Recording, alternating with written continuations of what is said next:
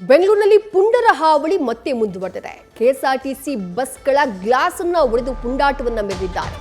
2 KSRTC ಬಸ್ಗಳ glass ಅನ್ನ piece ಮಾಡಿದ್ದಾರೆ.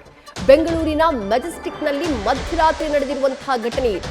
ಕುಡಿದ ನಶೆಯಲ್ಲಿ ವಾಹನಗಳ ಗ್ಲಾಸ್ ಅನ್ನ ಒಡೆದು ಅಟ್ಟಹಾಸವನ್ನ ಮೆರೆದಿದ್ದಾರೆ ಕಿಡಿಗೇಡಿಗಳು.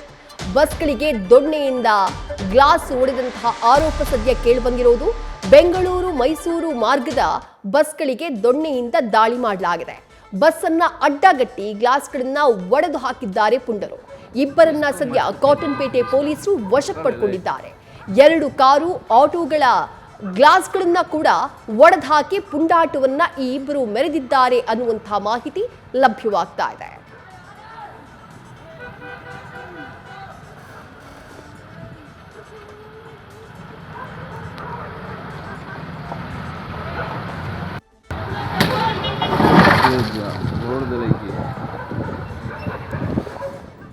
ಗಮನಿಸ್ತಾ ಇದ್ದೀರಿ ದೃಶ್ಯಗಳಲ್ಲಿ, ಆ ಫುಟೇಜ್ನಲ್ಲಿ ಬಹಳ ಕ್ಲಿಯರ್ ಆಗಿ ಕಾಣ್ತಾ ಇದೆ. ಇಬ್ಬರು ಯುವಕರು ದೊಣ್ಣೆಯನ್ನ ಕೈನಲ್ಲಿ ಹಿಡ್ಕೊಂಡು ಅಡ್ಡಾಡ್ತಾ ಇರ್ತಾರೆ.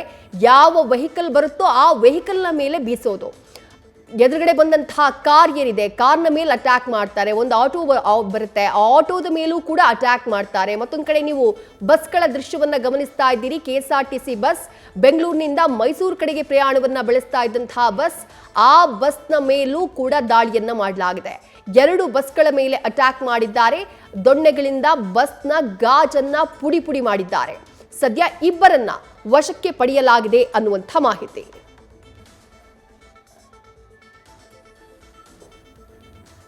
ಇನ್ನು ಈ ಪುಂಡಾಟದ ಬಗ್ಗೆ ಬಸ್ನ ಡ್ರೈವರ್ ಜೊತೆ ನಮ್ಮ ಪ್ರತಿನಿಧಿ ಪ್ರಜ್ವಲ್ ಮಾತುಕತೆಯನ್ನ ನಡೆಸಿದ್ದಾರೆ. ಬನ್ನಿ ನೋಡೋಣ.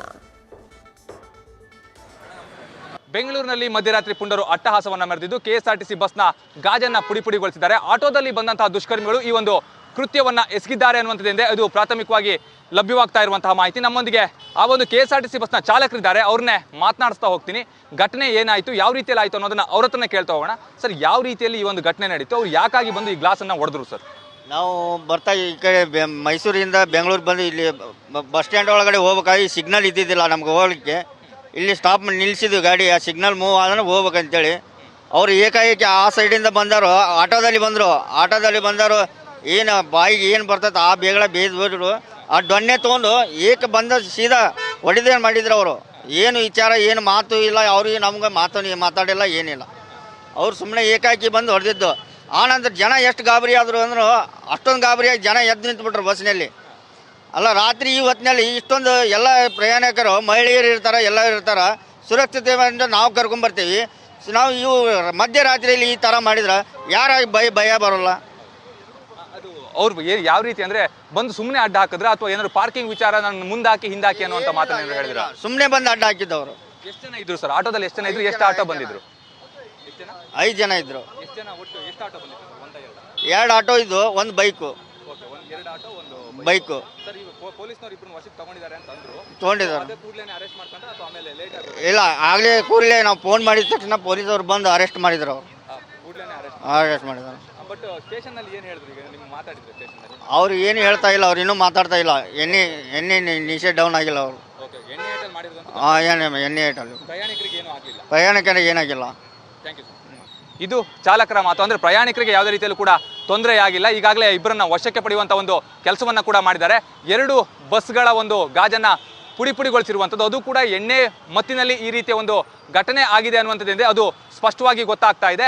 ಆದರೆ ಯಾವ ಒಂದು ಉದ್ದೇಶಕ್ಕಾಗಿ ಮಾಡಿದ್ರು ಅನ್ನೋದನ್ನು ಪೊಲೀಸರು ವಿಚಾರಣೆ ನಂತರದಲ್ಲಿ ಆರೋಪಿಗಳು ಯಾವ ಒಂದು ಮಾಹಿತಿಯನ್ನು ಹೊರಹಾಕ್ತಾರೆ ಅನ್ನುವಂಥದ್ದು ಕಾದು ನೋಡಬೇಕಾಗಿರುವಂಥದ್ದು. ಆದರೆ ಬೆಂಗಳೂರಿನಲ್ಲಿ ನಿಜಕ್ಕೂ ಕೂಡ ಈ ರೀತಿಯಲ್ಲಿ ವಾಹನಗಳ ಮೇಲೆ ಅಥವಾ ಕೆಎಸ್ಆರ್ಟಿಸಿ ಬಸ್ಗಳ ಮೇಲೆ ರಾಡ್ನಿಂದ ಹಲ್ಲೆಯನ್ನು ಮಾಡಿದ್ರೆ ಅಥವಾ ರಾಡ್ನಿಂದ ಹೊಡೆದು ಹಾಕಿದಂಥ ಸಂದರ್ಭದಲ್ಲಿ ಗಾಜುಗಳು ಪುಡಿ ಆದರೆ ಯಾವ ರೀತಿಯಲ್ಲಿ ಹಾಗಾದರೆ ಜನಸಾಮಾನ್ಯರು ಸುರಕ್ಷಿತವಾಗಿ ಮನೆಯನ್ನು ತಲುಪ್ತಾರೆ ಅನ್ನುವಂಥದ್ದು ಕೂಡ ಇಲ್ಲಿ ಪ್ರಶ್ನೆ ಆಗಿರುವಂಥದ್ದು.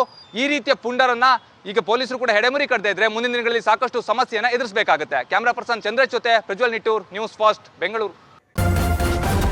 ನ್ಯೂಸ್ ಫಸ್ಟ್, ನಿರ್ಭೀತಿಯಿಂದ ನಿಮ್ಮ ಪರವಾಗಿ.